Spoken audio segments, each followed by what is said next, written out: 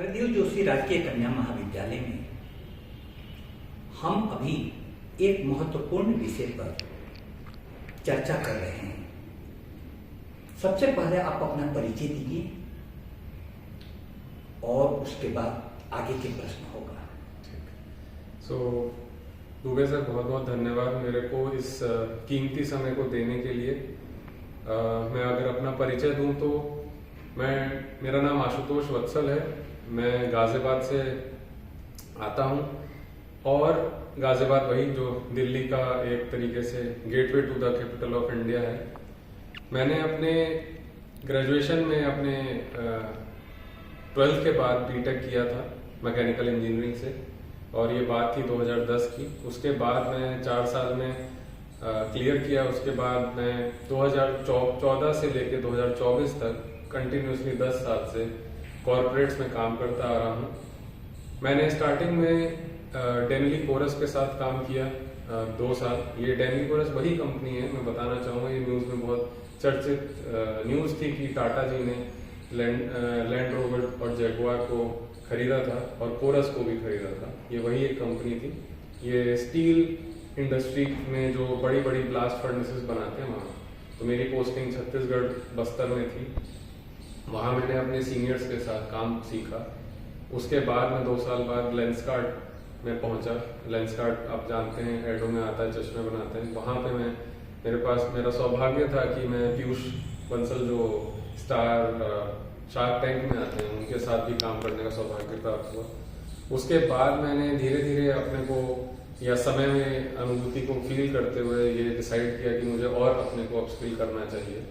उसके बाद मैं एक हमारा ERP टूल होता है, एंटरप्राइज रिसोर्स प्लानिंग, जिसको हम शॉर्ट फॉर्म में कहते हैं, वहाँ पे SAP मतलब एक SAP टूल होता है जिसपे हमने ट्रेनिंग ली। और उसके बाद मैं एक कंपनी में काम कर रहा हूँ जिसे हम वॉलमार्ट US के नाम से भी जानते हैं। अभी आशुतोष जी, आप हरदेव जोशी राजकीय कन्या महाविद्यालय में किस पर्पस से पधारे हुए हैं? जी, तो यहाँ पे आपके कॉलेज ने नांदी फाउंडेशन जो है उसके माध्यम से क्या कहते हैं मेरे को यहाँ भेजा है, क्योंकि मैं एक फ्रीलांसिंग ट्रेनर हूँ और मेरे को ये सौभाग्य है कि मैं अपना ये 10 साल का जो बड़ा कॉर्पोरेट एक्सपीरियंस में जोड़ पाया हूँ और जो उनका पढ़ाने की पद्धति है या टॉपिक्स हैं उसको मैं अपने एक्सपीरियंस से, जो अभी तक का एक्सपीरियंस रहा है, उससे यूज़ करके, मतलब अपने से छोटे स्टूडेंट्स को, क्योंकि मैं भी अपने को एक विद्यार्थी ही मानता हूँ इस पॉइंट ऑफ टाइम पे भी, क्योंकि मैं बहुत जब बच्चों से बात करता हूँ उनके लेवल पे जाके उनको पढ़ाने की कोशिश करता हूँ तो मैं सीख पाता हूँ कि क्या क्या चैलेंजेस आते हैं उन बच्चों को। और फिर कहीं ना कहीं एक काम ये होता है कि मैं उसको और रिफाइन करूँ और अच्छे से एग्जाम्पल से प्रेजेंट करूँ और जो नई नई चीज़ें इस इंडस्ट्री में बन चुकी हैं उनको पहुँचाऊँ, जिससे कि वो जॉब लेने में सक्षम बने। अब आप मुझसे अपना प्रश्न पूछिए। आप कौन से प्रश्न मुझसे पूछना चाहते हैं? सर, जैसे मैं बोला, मैं पिछले कम से कम 15 साल या 16 साल से ज़्यादा हो गए मैं इस कला को सीखने की मेहनत कर रहा हूँ, कोशिश कर रहा हूँ कि हम कैसे और निपुण वक्ता बन सकते हैं। मुझे पता है कि जब आपको कुछ चीज़ समझानी होती है तो आपके पास जितने एक्सपीरियंसेस हैं अभी तक के लाइफ के, आप उनको जोड़ते हैं कहानियों के जरिए और एक प्रेरणा स्रोत के हिसाब से किसी को समझाने की कोशिश करते हैं। तो आपने कैसे डिसाइड किया कि मुझे आपसे बात करनी है इस प्रश्न पर? सर, ये मतलब सरस्वती माँ की कृपा है कि मुझे आप जैसे एक्सपीरियंस्ड फैकल्टी से और इनफैक्ट मैं कहूँगा कि डॉक्टरेट पर्सन से बात करने का मौका मिल रहा है। मैं पढ़ाई में स्कॉलर रहा हूँ, बट हाँ, मैंने मास्टर्स में अपना MBA किया है, PGM किया है, बट उसके बाद मैंने कुछ टॉपिक पे काम नहीं किया है कि मैं PhD करूँ। बट उस दिन जब ये हमारा 23 जनवरी को ये हम जिसके लिए मैं जिस कार्यक्रम के लिए यहाँ आया था, उस कार्यक्रम से पहले 2 कर्तव्य बोध दिवस और नेताजी सुभाष चंद्र बोस की जयंती बनाई जा रही थी। तो मैंने एक वही, जैसे मेरे अभी भी हाथ में नोटबुक है, तो मैंने उस नोटबुक को रखा अपने पास और नोट किया कि आपने जिस तरीके से उन भावों को व्यक्त किया, क्योंकि मैं इन चीज़ों को बहुत गहराइयों से नापता हूँ कि जब आप स्टेज पे बैठे थे, सेंटर स्टेज पे, तो आप कुछ जोन में थे जहाँ पे आप उन चीजों को, पॉइंट्स को मन की पटस्थल पे उतार रहे थे कि मैं किन किन बिंदुओं के ऊपर बोलूंगा। और आपने जैसे शुरुआत करी थी एक कविता से 4 लाइन की, और उसी 4 लाइन से आपने कहानी को समापन किया, अपने संबोधन को अंत किया। तो मैं समझ पाया कि इतने कम समय में इतना इम्पैक्टफुल या इतना जोरदार अगर आप किसी को बांध के रख सकते हो कि जैसे ही आपके मुंह से आखिरी शब्द निकले और सारे जितने लोग आपको सुन रहे हैं वो ताली खुद से बजाने लगे, मतलब किसी को चीयर अप ना करना पड़े, तो ये वक्ता की सबसे बड़ी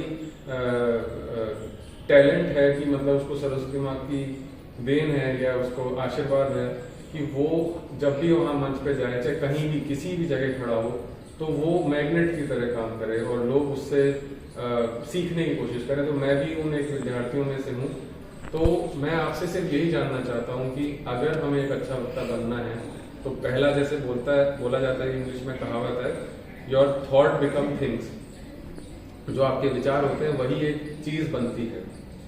और आज एक मतलब इस तरीके से, तो लेकिन जब हम सोचते हैं उसके बाद हमें उसे लिखना पड़ता है, क्योंकि जब तक हम लिखेंगे नहीं हमारे भाव एक जगह इकट्ठे नहीं होंगे। अब मैं आपको संस्कृत के बैकग्राउंड में कुछ बातें बताता हूँ। संस्कृत आजकल प्रचलित भाषा नहीं है, हमारे व्यवहार में नहीं है, लेकिन कुछ गहरे सूत्र यदि कहीं से भी आपको मिलते हैं तो उस सूत्र को ले लेना चाहिए। संस्कृत का एक श्लोक है, श्लिष्टा क्रिया कस्यचिदात्म संस्था संक्रांतिर अन्यस्य विशेष युक्ता यस्यो उभयम साधु शिक्षका नाम धूरी प्रतिष्ठापई तब्य एवं। आपको कुछ भी समझ में नहीं आया, अब मैं इसका अर्थ बता देता हूँ। सबसे पहले व्यक्ति को किसी भी चीज की अनुभूति करनी चाहिए। एक पक्ष है अनुभूति जीवन का, और दूसरे पक्ष है अभिव्यक्ति। आपने जो कुछ अनुभूत किया उसको दूसरे के सामने में अभिव्यक्त कर सके। तो रामकृष्ण परमहंस की अनुभूति बहुत तीव्र थी, गहन थी भगवान के बारे में, और विवेकानंद की अभिव्यक्ति बहुत ऊंची थी। रामकृष्ण को जरूरत थी कि उनकी अनुभूतियों को कोई दुनिया के सामने में अभिव्यक्त कर सके। ये दोनों जहां पर एक जगह हो तो वो शिक्षक होने की पहली शर्त, एक अनुभूति दूसरी अभिव्यक्ति। तो आपके पहले प्रश्न के जवाब में मेरा कहना यही है कि किसी भी विषय को अनुभूत कीजिए और उसके बाद अभिव्यक्ति की साधना कीजिए। अब आपको इससे संबंधित अगला प्रश्न पूछें। सर, जैसे हम बहुत सारी कहानियों को पढ़ते हैं, सीखते हैं, आगे बढ़ जाते हैं, लेकिन जब हमको और मैं अपने रेफरेंस में आपसे इस चीज को समझना चाहूंगा कि जब मैं अपने से छोटे स्टूडेंट्स को, मतलब जो मेरी उम्र से या मेरे एक्सपीरियंस से छोटे हैं, तो वहां पे जब मैं उनसे एक्सप्रेस करता हूँ तो मुझे आसानी होती है, क्योंकि मुझे मालूम है कि उनको किस तरीके से चीजों को समझाना है। लेकिन जब आप, और मैं इस इंडस्ट्री में हूँ सर, जहाँ पे हम किसी को कुछ पढ़ाते हैं, हम ट्रेनिंग्स देते हैं, तो ट्रेनिंग देने के दौरान पे हमको सामने वाला जो ऑडियंस है उसकी एक्सपीरियंस को ध्यान रख के, उनकी उम्र का रिस्पेक्ट करते हुए कुछ चीजें एक्सप्रेस करनी होगी। अब मैं इसके संबंध में आपका प्रश्न में समझ गया। होता क्या है कि हम लोग जब कभी भी विद्यार्थी को पढ़ाते हैं तो यहाँ के राजस्थान का सबसे पिछड़ा इलाका बांसवाड़ा है शैक्षिक दृष्टिकोण से। यहाँ के विद्यार्थी लगभग पढ़ाई से कट चुके हैं, उनके फाउंडेशन कोर्सेज अच्छे नहीं हैं। इस कारण कॉलेज में आने पर हमें उन उदाहरणों को चुनना पड़ता है जो उनको समझ में आए। लेकिन ज्यों ही मैं जाता हूं प्रोफेसरों के बीच में बोलने, ऑडियंस जो अच्छी प्रकार से हर चीज में पारंगत है, हमारे उदाहरण बदल जाते हैं, हमारे बोलने के ढंग बदल जाते हैं दोनों। तो हमेशा आप जो कुछ अभिव्यक्त करना चाहते हैं तो सामने में ग्रेस्पिंग कैपेसिटी जिसकी जैसी होगी वैसी कुछ बातें आपसे निकलने लगेगी। क्योंकि आपने प्रश्न किया तो आपके प्रश्नों का जवाब मैं आपके हिसाब से अब देना शुरू करूंगा। तो हमेशा आपको इसमें वैरायटी तो लानी होगी। एक स्टूडेंट को संबोधित करना है, दूसरे अपने उम्र से बड़े लोगों को, उनको संबोधित करना है, तो आपको संबोधन का तरीका भी बदलना होगा और उदाहरण भी बदलना होगा। नेक्स्ट प्रश्न आप पूछें। तो सर जैसे आपने बताया, बहुत मुझे समझ आया उस चीज के लिए कि हमें अपना एक्सपीरियंस या हमें अपनी जो ज्ञान की कलेक्शन है, मतलब वैरायटी ऑफ थिंग्स है, उस पर भी काम करना पड़ेगा। तो जैसे इसके लिए, जैसे सर हम एक्सपीरियंस को बढ़ाने के लिए जैसे हम बुक्स पढ़ते हैं, तो अब हमको किसी स्पेसिफिक, क्योंकि जब हम किसी ऑडियंस को संबोधित कर रहे हैं तो वो एक आंसर देने की प्रवृत्ति से नहीं, समझाने की प्रवृत्ति से, तो हमारे को कोई एक स्पेसिफिक सब्जेक्ट को तो कवर नहीं करना होता, राइट। जैसे कि मुझे ऐसा लगता है कि ह्यूमन साइकोलॉजी हो गई और हमारी सामाजिक ज्ञान हो गया, उसके आधार पे हम किसी को समझा सकते हैं। क्योंकि अगर मेरे से उम्र से कोई बड़े हैं जिनको मुझे संबोधन करना है, तो मैं उनको बहुत बेसिक एग्जांपल्स तो नहीं दूंगा, लेकिन जब मेरे को उनको उनके लेवल पे जाके बात करनी है, तो उसके लिए मेरे को सिर्फ और सिर्फ सब्जेक्टिव नॉलेज होनी जरूरी है, या फिर जो एक बात को आगे बढ़ाना या समझाने के तरीकों पे, उस पे भी ज्यादा काम करना पड़ता है। जैसे आप मुझसे कोई प्रश्न कीजिए तो मैं जवाब दूंगा तो आपको उसका उत्तर मिल जाएगा। कोई भी प्रश्न आप जीवन का मेरे सामने में रखिए। मान लीजिए सर मेरे को 10,000 ऑडियंस को एक स्टेडियम के बीच में खड़े होकर सेंटर स्टेज में एड्रेस करना है, और मुझे सिखाना है उनको कि अगर आप जीवन में बहुत बड़ा सोच सकते हो, और जितना बड़ा आपने आज तक नहीं सोचा, और आप सोच के अगर उस पर काम करो, तो एक दिन वही होगा जो आज मैं आपके साथ सेंटर स्टेज पे खड़े होकर 10,000 लोगों को एड्रेस कर रहा हूँ।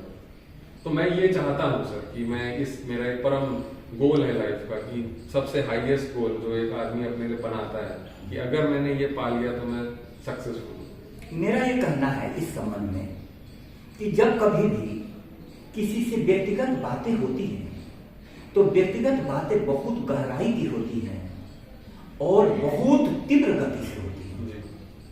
ऑडियंस जितना बड़ा होता जाएगा, ऑडियंस जितने वैरायटी का होता जाएगा, आपको बहुत गहरी बातें बोलने से परहेज करना होगा, क्योंकि आपके साथ कनेक्शन की समस्या आएगी। इसलिए आपको उदाहरण दे रहा हूं, नेताओं को देखिए। कभी भी नेता लोग बड़ी भीड़ को संबोधित करता है तो उनके वक्तव्यों को देखिए, उन वक्तव्यों में साहित्यिक या सांस्कृतिक गहराई का अभाव होगा, उथले स्तर पर होगा। सतह के समर्थक समझदार निकले, जो गहरे में उतरे गुनाहगार निकले। अच्छा। आप यदि सतह के लेवल पर बोलिएगा, सबके लेवल पर, तो ठीक है, अच्छा कहलाइएगा। जिन्हीं भीड़ के सामने में आप गहरी बातें बोल दीजिए, तब गुनाहगार हो जाइएगा। तो उनके हिसाब से आपको अपने पूरे एटीट्यूड को बदलना होगा। सतह के समर्थक समझदार निकले, जो गहरे में उतरे गुनाहगार निकले। क्या बात है सर, मतलब मुझे ये सीख मिली। मतलब मुझे ऐसा लगता था कि जब हम बड़े ऑडियंस को कवर करते हैं, एड्रेस करते हैं, तो हमको थोड़ा वेट वाली बात बोलनी पड़ती है, बट मतलब यही है कि मैं इन बातों को करता रहता हूँ, तो मुझे सीखने को और मिलता है। तो आप कहना चाहते हैं कि हमें उनके लेवल पे कनेक्ट होने के लिए जो प्रेजेंट में हमारे आसपास की घटनाएं या फिर चीजें चल रही हैं, उनसे संबोधन करते हुए बनाए रखो, जिससे कि वो जल्दी से जल्दी कनेक्ट कर पाए। क्योंकि आपने 10,000 ऑडियंस की बात की, इसलिए मैंने कहा कि वहां पर जो ऑडियंस होगा वो सारे वैरायटी का होगा। कुछ स्टूडेंट होंगे, कुछ लेमैन होंगे, कुछ लर्नेड पर्सन होंगे, भिन्न भिन्न प्रकार के ऑक्यूपेशन के होंगे। तो अब आपको किसी भी बात को सब तक पहुंचाना है, तो ऐसा उदाहरण चुनना होगा सबके लिए उपयुक्त हो। लेकिन यदि आप किसी पीजी या रिसर्चर को संबोधित कर रहे हैं, तो आपके उदाहरण बदल जाएंगे। वो 10,000 ऑडियंस की भीड़ नहीं होगी, वो एक क्लास होगी। तो क्लास के साथ आपके टोटल तरीके बदल जाएंगे। समझ। तो सर अपना जैसे हम लाइब्रेरी में बैठे हैं फिलहाल, और तो जिस तरीके से हम अपनी लाइब्रेरी में बुक्स भिन्न भिन्न तरह की पढ़ते हैं, तो एक अच्छा वक्ता बनने के लिए एक होता है ना कि आपके पास वैरायटी ऑफ चीजें, जैसे आपने बताया, उसका चयन करने के लिए पहले आपके पास उतना ज्ञान होना चाहिए, उतनी नॉलेज होनी चाहिए, या उतनी आपने सब्जेक्टों का अध्ययन किया होना चाहिए। तो आपकी समझ से उन लोगों को जिनका एस्पिरेशन मेरे जैसा है कि उनको एक अच्छा स्पीकर बनना है, और तो किस तरह की पुस्तकें या किस तरह के टॉपिक्स पे मेजरली फोकस करें, क्योंकि मैं अपने लेवल पे पूछूंगा कि मुझे डायलॉग डिलीवरी करने में प्रॉब्लम नहीं आती, लेकिन मुझे ऐसा लगता है कि मुझे अगर और एक रिफाइंड, जैसे मान लीजिए सीईओज या मैनेजर्स या सीनियर मैनेजर, जैसे सरकारी कंपनीज के जो एजीएम हो गए या जीएम हो गए, उन लोगों को अगर ट्रेनिंग देनी है और उन लोगों से वार्ता करनी है, ट्रेनिंग के दौरान समझाना है एग्जाम्पल, तो उनसे बात करने के लिए जो मेरा ज्ञान का भंडार होना चाहिए उसको बढ़ाने के लिए और एकदम रेलिवेंट रहने के लिए, क्योंकि उनके पास उस समय की कीमत खुद जानते हैं, इसलिए वो शायद एएम या जीएम हैं और जनरल मैनेजर है, वो इतनी पूरी इंडिया की एक एग्जाम्पल के लिए स्टील अथॉरिटी इंडिया, मुझे उनके एजीएम्स को या जीएम्स को ट्रेन करना है, तो उनको खुद पता है कि सामने वाले की बात सुन के कि ये बोर कर रहा है, क्योंकि सेम चीज को बार बार समझा रहा है, ये एक ही बात से या मुश्किल से 3 वाक्यों से हमें समझा सकते। आपका प्रश्न मैं समझ गया। मैंने जो प्रयोग किया जीवन में, मैं स्पोर्ट्स बैकग्राउंड का था। 10 साल मैंने क्रिकेट में 10 घंटे खेला। वहां से मैं पढ़ाई में वापस आया। जब इस कॉलेज में आया तो इस कॉलेज में, गोविंद गुरु कॉलेज में नियमित क्लासेस चलती थी और नया व्याख्याता पद पर चयन हुआ था। तो नया मौलाना 5 बार नमाज पढ़ता है, काफी उत्साह रहता है। तो विद्यार्थी मेरे को इतने प्रेम करते थे कि मेरे घर पर आ जाते थे पूछने। तो मैंने निश्चित कर दिया कि संडे को तुम सुबह में 6 बजे आ जाओ, 9 बजे तक हम चर्चा करेंगे। अब 6 से 9 बजे तक आपको चर्चा करना हो तो टॉपिक चुनकर मुझे रात भर पढ़ना पड़ता था। शनिवार की रात में सो नहीं पाता था, क्योंकि अधिकतर तो आप ही को बोलना है। अब लगातार हर विषय पर चर्चा चलती चली गई। आज 25 साल हो गए। अब इतने विषयों पर कवर करने के बाद आपके क्षेत्र बहुत व्यापक हो जाते हैं, लेकिन व्यापकता ही काफी नहीं है। सबसे ज्यादा जरूरी है गहराई। किसी भी विषय पर आपको बोलना हो तो जैसे आपको जानना चाहिए कि what is philosophy of that subject. Philosophy सबसे मूल में, गहराई में जाती है। फिलॉसफी हमारे संस्कृत की पहला विषय था। फिलॉसफी पहला विषय था, दर्शन। अब दर्शन क्या करता है, किसी भी विषय को इतने होलिस्टिक अप्रोच में पकड़ता है। अब वो दर्शन को देखिए प्रभाव। आज भी आप किसी भी सब्जेक्ट में रिसर्च कीजिए तो आपको डिग्री किस चीज की मिलती है, पीएचडी की। What does it mean by PhD? Doctorate in philosophy. MA के बाद एमफिल, मास्टर ऑफ फिलोसफी। तो फिलोसफी एक ऐसा सब्जेक्ट है कि किसी भी विषय के रूट तक जाता है, और जिसकी भी जड़ें जितनी गहरी जाएगी उस वृक्ष की ऊंचाई उतनी ऊंची जाएगी। आप हमेशा जीवन में इसको समझिए। तो सर, जैसे आपके बारे में अगर मैं यहीं से पूछना चाहूँ कि आपने मतलब पीएचडी की है संस्कृत में, तो जो हमारे ग्रंथ हैं जहाँ पे हमारे टेक्स्ट लिखे हुए हैं, तो आपने, क्योंकि आपने स्टार्टिंग से अगर संस्कृत पढ़ी है, क्योंकि मेरा रुझान उस लैंग्वेज की तरफ इसलिए जा रहा है कि मुझे रियलाइज होता है कि अगर कोई ग्रंथ है, जैसे मान लीजिए चाणक्य नीति, क्योंकि चाणक्य नीति पढ़ने से बहुत फायदा है, बहुत, मतलब ऐसे ही नहीं कि पढ़ के मुझे नॉलेज मिलेगी, बट मुझे पता चलेगा कि कैसे बिहेव करना चाहिए अगर मैं कंपनी में काम कर रहा हूँ, किस तरह बात करें कि काम निकल जाए, और किस तरह हम शत्रु ना बनाए बगैर अपना काम कर लें। तो वो अगर संस्कृत में हम पढ़ते हैं तो मेरे जैसे छात्रों को एक प्रॉब्लम आती है कि हम लोगों को संस्कृत ग्रुप लेवल पे नहीं आती, समझ में आ जाती है बट उतने डीप में नहीं। तो मुझे ऐसा लगता है कि अगर मैं किसी संस्कृत के काव्य को पढ़ूं और वो संस्कृत में हो, तो अनुवादित में पढ़ूं अगर, तो क्या होगा कि हमारे को उनकी सोची हुई इंटरप्रिटेशन पे बिलीव करना पड़ेगा कि जिसने हिंदी में अनुवाद किया हम उसकी कुंजी या हम बुक उठा लें कि हमारे को इस श्लोक का मतलब समझ में आ जाए। नहीं, इसका उपाय मैं बता रहा हूं। मान लीजिए कि आप बड़ों को संबोधित कर रहे हैं, तो संस्कृत का ही एक उदाहरण लीजिए। रागी धर्मिणी धर्मिष्ठा पापे पापा समय समा राजानम अनुवर्तन्ते यथा राजा तथा प्रजा। यह आज के लोकतंत्र की समस्या का सबसे बड़ा समाधान है। यदि राजा धर्म में हो तो प्रजा भी धर्म में होगी। हाँ, राजा पापी हो तो प्रजा भी पापी हो जाएगी, यथा राजा तथा प्रजा। लेकिन आज राजतंत्र नहीं है। यह बात राजतंत्र के लिए थी। राम राजा थे, प्रजा भी राम जैसी थी। आज प्रजातंत्र है। आज कहा जाता है कि नेता हमारे अपराधी प्रवृत्ति के हैं, भ्रष्टाचारी हैं, लेकिन उनको चुनता कौन है? हम लोग चुनते हैं, हम लोग। यानी प्रजा में खराबियां है। अधिकतर लोग अपना काम निकालने के लिए इस प्रकार के नेताओं को चुन रहे हैं। तो हमने इनसे इस उदाहरण से दोनों तरफ मार्ग दिखा दिया कि आपकी भी रिस्पॉन्सिबिलिटी है। You can't deny your responsibility. प्रजा के रूप में मैं जब मतदाता हूं तो किनको मैं वोट डाल रहा हूं। अब हमारे सामने विकल्प कम हो गए, लेकिन यह बात जाननी होगी। तो इस प्रकार के उदाहरण असल में संस्कृत एक ऐसी भाषा है जिसमें ऋषियों की चेतना इतनी ऊंचाई पर गई है। तो मैं चाहूंगा कि आप संस्कृत के श्लोकों को अचानक हृदयंगम नहीं कर सकते हैं, लेकिन उसके भाव को तो लोगों तक पहुंचा सकते हैं। जैसे आज के राजनीतिक हालात आप देख रहे हैं। दिल्ली चुनाव को लीजिए, तो दिल्ली के चुनाव पर नजर डालिएगा तो सब कोई पूरी तरीके से किस पर आ गया? रेवड़ी कल्चर पर। तो भारत की एक बहुत बड़ी समस्या बन गई है। और रेवड़ी उत्तर भारत की एक लोकप्रिय किंतु सस्ती मिठाई है। इसलिए उसे रेवड़ी लोकप्रिय है किंतु सस्ती मिठाई है। अब क्या होता है कि आप हर पार्टी एक दूसरे से कंपटीशन कर रही है, आगे निकलने के वोट कर रही है। मैं ये खरीदूंगा, मैं ये खरीदूंगा, ये खरीदूंगा। और आपके भारत पर 17 लाख करोड़ रुपए का कर्जा है।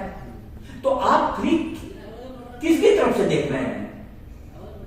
करदाताओं का पैसा जा रहा है। करदाताओं का पैसा विकास पर खर्च होना चाहिए। तो आपको विषय का गहरा अध्ययन हो और लगातार, मैं आपको बोलूं कि शिक्षक होना किसी विशेष समय का ये नहीं है। लगातार हमें सीखने की प्रवृत्ति। इसीलिए मैं भी आपसे सीखने की इच्छा से आया हूं, आप भी मुझसे सीखने की इच्छा से आया हूं। तो सर जैसे संस्कृत के श्लोकों को एकदम से तो नहीं याद कर सकते, और बिल्कुल सही कहा आपने, उसमें प्रॉब्लम भी आती है। बट जैसे संधि विच्छेद की हम हिंदी में पढ़ते थे तो हमें किसी एक बड़े शब्द का अर्थ समझ में आता था। लेकिन संस्कृत के बारे में एक बड़ी अच्छी मान्यता है और ऐसा कहा भी जाता है। इनफैक्ट यूएस और जर्मनी के जो साइंटिस्ट इस चीज को यूज भी करते हैं कि जो कहते थे कि अगर पहले हम स्पेस में सिग्नल्स भेज रहे हैं तो वो इंग्लिश में होता है। तो इंग्लिश में आप आई एम या एम आई कर दो तो उसमें एक आंसर होता है, क्वेश्चन बन जाता है। बट संस्कृत में अगर सेम चीज को आप चाहे पीछे से आगे पढ़ें या आगे से पीछे पढ़ें तो अर्थ सेम निकलता है। इसीलिए वो एक कम्युनिकेशन की लैंग्वेज भी बन गई। तो हम अगर संस्कृत, क्योंकि संस्कृत एक छुपा रहस्य एक तरीके से, तो उसके श्लोकों को समझने के लिए, आत्म-अध्ययन करने के लिए उसको संधि विच्छेद करना और उसकी व्याकरण को यूज करना, वो चीज थोड़ा सा मुझे ऐसा लगता है कि वो एक डिफिकल्ट पार्ट है मेरे जैसे क्यूरियस जनरेशन के लिए। कि तो मैं उसके लिए बस पूछना चाहता हूँ कि नहीं, मैं आपका प्रश्न समझ गया। मैं उस प्रकार से आपको संस्कृत के श्लोकों को पढ़ने के लिए नहीं कहूंगा। संस्कृत के श्लोकों को पढ़ने के लिए आप पूरी तरीके से अपना नजरिया बदलिए। किसी भी श्लोक के साथ आप एक कहानी को जोड़िए। मैं आपको उदाहरण दूं, ओशो को संस्कृत नहीं आती थी, लेकिन संस्कृत के श्लोकों की व्याख्या उन्होंने ऐसी अद्भुत की है कि लोग फॉलोअर, ऐसे मनमोहक व्याख्या की है, छूटता नहीं। वहां तो उनका यूएस में पूरा देश में पूरा चलता है। तो उनसे पूछा गया, एक किसी ने प्रश्न पूछा कि जब आपसे कुछ बातें हिंदी इंग्लिश में बोली जाती हैं तो आप आंखें खोल करके सुनते हैं, जब संस्कृत में कुछ बोला जाता है तो आप आंखें क्यों बंद कर लेते हैं? उन्होंने जवाब दिया कि संस्कृत मुझे आती नहीं है, तो मैं उसे अनुभूत करता हूं और अनुभूति इतनी गहरी उनकी थी कि उसके बाद अभिव्यक्ति करते थे तो वही श्लोक संस्कृत के आपके आंखों के सामने में सूरज की तरह चमकने लगते थे। जैसे एक उदाहरण कि कोई भी जीवन, महापुरुषों का जीवन का उदाहरण लीजिए, कोई भी महापुरुष जीवन में जाता है ऊंचाई पर, किस कारण से? संस्कृत का एक श्लोक है, सत्यम माता पिता धर्म। सत्य मेरी माता है, पिता धर्म है। अब इस प्रकार का मतलब क्या हुआ? यानी मूल में आपका कोई भी ग्राउंड हो, सत्य इस पर आधारित है, सत्य आप बोलते हैं तो आपको बहुत ज्यादा परिश्रम नहीं पड़ता है, झूठ बोलने के लिए बहुत सजग रहना पड़ता है। तो आप उन श्लोकों को आप देखिएगा तो उन श्लोकों में भाव वही कहा गया है। अब आप एक अंतिम प्रश्न कर लें। तो जैसे आपने कहा कि ओशो आंख बंद करके उसको फील कर पाते थे और जितनी डीप फीलिंग होगी, इमोशन के साथ होगी, वो उसका एक्सप्रेशन समझ में आ जाएगा और हम आंसर दे सकते हैं। तो अब हमें संस्कृत के कुछ जो एड्रेस करने के लिए मंच पे जाने के बाद किसी को ऑडियंस से बात करनी है या किसी को कोई एग्जाम्पल देना है, तो इस चीज का रिफ्लेक्शन करना कि इस सिचुएशन पे मैं इसको कोट कर सकता हूँ और अभी माहौल ऐसा बना है कि मैं ऐसे कोट कर सकता हूँ। तो ये जो फ्लुएंसी है, इसको बिल्ड करने का एक तरीका अगर आप बता पाए कि जब हम एक फ्लो स्टेट में चल रहे हैं, हम अपनी डायलॉग कर रहे हैं किसी से या किसी को पढ़ा रहे हैं, समझा रहे हैं, तो एक जब हम होता है ना कि जैसे मैंने आपसे भी थोड़े दिन पहले बैक स्टेज पूछा था कि ये कैसे डिसाइड करा जाए कि हमें कौन सा श्लोक कहाँ बोलना चाहिए, और एक स्ट्रक्चर होता है हर चीज का, क्योंकि अगर आपके पास 3 घंटे है तो आप पहले संबोधन करेंगे, फिर उसका बॉडी बनाएंगे, फिर कंक्लूजन पे जाएंगे। तो मेरी जो मैसेज है वो मैं 3 घंटे के अंदर कन्वे भी हो जाए, इम्पैक्टफुल भी हो, उसके लिए मैं शायद चाहे इंग्लिश का यूज करूँ, हिंदी का यूज करूँ, संस्कृत श्लोक का यूज करूँ। तो इस चीज का स्ट्रक्चर, जैसे हम बोलते हैं ना कि अगर हम किसी चीज को स्ट्रक्चर्ड में बोलते हैं तो सामने वाला बोर भी नहीं होता और सारा भाव भी समझ आता है खुद ही करके।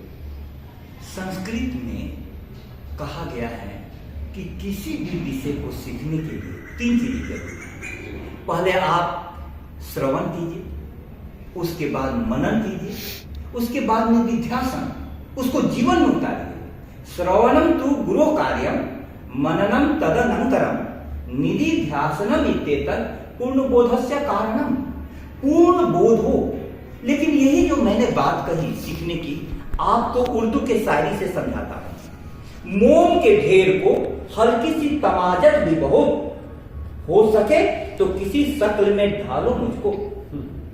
मोम का मैं ढेर हूं, हल्की सी आंच मुझको पिघला देगी, इसलिए हे गुरुवर मुझको किसी शक्ल में ढालो। मोम के ढेर को हल्की सी तमाजत भी बहुत हो सके तो किसी शक्ल में ढालो मुझको। तब गुरु कहता है तुमसे तन्हा न हटेगा इस सब की स्याही का तिलस्म। मैंने पहले ही कहा था कि जला लो मुझको, मैंने पहले ही कहा था कि जला लो मुझको। आप ढलने को तैयार हो और गुरु उस उद्देश्य से जलने को तैयार हो, तब एक क्रांति घटित हो जाती है। आशुतोष जी, आज पहली मुलाकात है, आपने तुरंत मुझसे प्रश्न किया। हम दोनों ऐसी स्थिति में थे कि ज्यादा देर बातचीत नहीं हो सकती, लेकिन फिर भी आपके प्रश्नों का स्वागत है। हम लोग फिर मिलेंगे। 25 सालों से विद्यार्थियों के प्रश्नों का मैं जवाब दे रहा हूँ, नियमित रूप से किसी न किसी विषय पर लिखता हूँ। यह एक दिन का प्रोसेस नहीं है। अब मेरे पास स्वयं इतने प्रश्न हो गए, मेरी जिज्ञासा इतनी बढ़ गई कि मुझे स्वयं गुरु की तलाश में। इसीलिए आप कदापि मेरे को गुरु नहीं मानिएगा और आपसे भी मुझे काफी कुछ सीखने को मिली। आशुतोष जो नाम है ना, शंकर का नाम है। और अपने नाम के बारे में, आशुतोष का मतलब क्या होता है? भगवान शिव को कहा जाता है। भगवान शिव को कहा जाता है, बस इतना ही नहीं। और बताइए। अब सर, आदमी अपने बारे में कम बता पाता है, तो यहाँ मैं चाहूंगा कि आप उसको। अब आशुतोष भगवान शंकर को कहा गया। वो जल्दी से संतुष्ट होते हैं, लेकिन उनकी एक खूबी जानिए। समुद्र मंथन के बाद अमृत पीने सबको याद गया। जब विष निकला तो कोई भी सामने नहीं आया। कौन आया? भगवान शंकर। भगवान शंकर। और उन्होंने इस तरीके से विष पिया है, यदि वो विष अंदर ले जाते तो स्वयं मर जाते। अब विष बाहर रहता तो संसार नष्ट हो जाता। नष्ट हो जाता। उन्होंने विष को रख लिया कंठ में और नीलकंठ कहला देव से महादेव हो गए।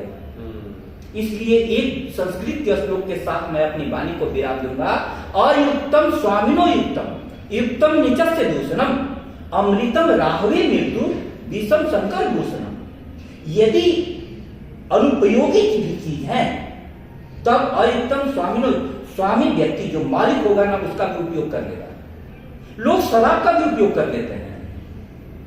जुकाम सर्दी खांसी में थोड़ा सा लीजिए, शराब से आपके जुकाम खांसी ये मिला। राहु को अमृत मिला, 2 भागों में काटा गया। शंकर को विष मिला, देव से महादेव बने। अब है कि हम किसी भी चीज का उपयोग कैसे करते हैं। बहुत बहुत धन्यवाद आपको। मेरे उत्तर से आप संतुष्ट हैं? बिल्कुल। चलिए फिर दूसरी मुलाकात।